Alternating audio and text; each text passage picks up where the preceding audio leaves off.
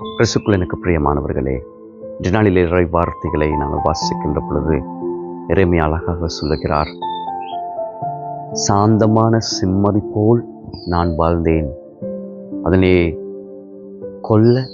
கொலை செய்ய கொண்டு செல்லுகின்ற எதிராளிகள் பலர் இருக்கின்றார்கள். இருப்பினும் நான் சாந்தமான செம்மறியை போல இருக்கின்ற பொழுது என்னை முழுமையாக சூழ்ந்து கொண்டிருக்கும் என்னுடைய எதிராளிகள், என்னை கொலை செய்ய பார்த்து கொண்டிருக்கும் என்னுடைய எதிராளிகள் இவை ஒரு பக்கம் இருக்க, இன்னொரு பக்கம் இறைவன் தன்னுடைய வாழ்க்கையை செம்மறி போலவே தன்னுடைய வாழ்க்கையை முழுமையாக சிலுவை மரத்திலே ஒப்பு கொடுத்த இறைவன் என்னை பார்த்து கொண்டிருக்கின்றார். என்னுடைய செயல்களை பார்த்து கொண்டிருக்கின்றார்.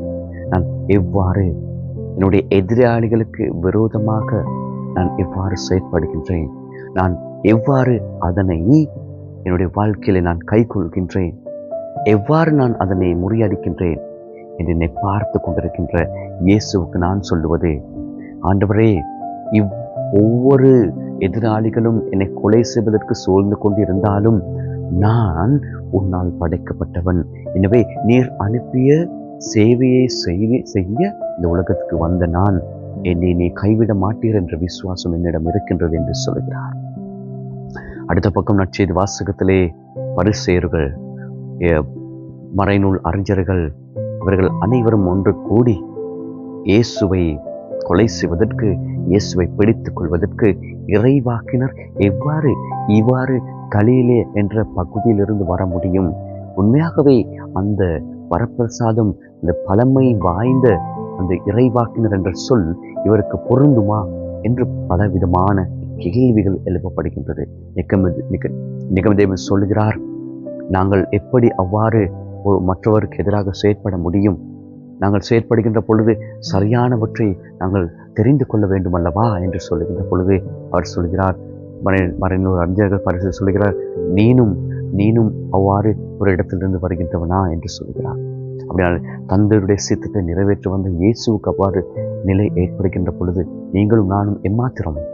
நாங்கள் இந்த உலகத்திலே வாழ்கின்ற பொழுது நாங்கள் ஒவ்வொரு காரணத்தினாலும் ஒவ்வொரு சந்தர்ப்பத்தினாலும் வெல்ந்து கொண்டு ஒரே இடத்தில் இருக்கின்ற நீங்களும் நானும் சிந்திக்க வேண்டிய ஒரே ஒரு விடயம் என்னவென்றால், உங்களை என்னை படைத்த இறைவனுக்கு தெரியாதா எங்களை வழி நடத்துவதற்கு எங்களுக்கு தேவையானது என்ன என்று அவர் அறியாமலா இருக்கின்றார்?